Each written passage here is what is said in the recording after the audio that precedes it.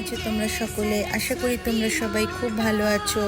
আমিও ভালো আছি। সবাইকে জানাই সরস্বতী পূজার প্রীতি ও শুভেচ্ছা। এই যে সরস্বতী ঠাকুরের মূর্তিটা দেখলে, কালকে গিয়ে আমরা কিনে এনেছিলাম।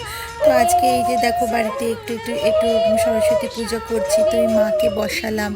তো আর কাগজের যে মালাটা দেখতে পেলে, ওই মালাটা না মা বানিয়ে কলকাতা থেকে ব্যাঙ্গালোরে আমার কাছে পাঠিয়েছে। তো মা নিজের হাতে করে পাঠিয়েছে, আর মা সরস্বতীকে নিবেদন করব না, এটা তো হতেই পারে না। তো তোমরা হয়তো অনেকে ভাবতে পারো যে কাগজের মালা আবার কিসে, তো দেখো ফুলের মালাও কিন্তু আমি মা সরস্বতীকে নিবেদন করেছি, ফুলের মালা দিয়ে সাজিয়েছি। আর এই যে একটু আরতি করছি, ছোটোবেলা থেকে যেভাবে দেখে এসেছি মাকে পুজো করতে, চেষ্টা করি ওইভাবেই পুজোটা করতে, সে সরস্বতী পুজো হোক বা লক্ষ্মী পুজো হোক। তো যাই হোক, ছোটোবেলায় যদিও মা পুরোহিত ডেকেই পুজো করতেন, কিন্তু এখানে তো আর পুরোহিত আমি ডাকি না, নিজে নিজেই করি। চলো গো, তাহলে দেখা হবে আরেকটা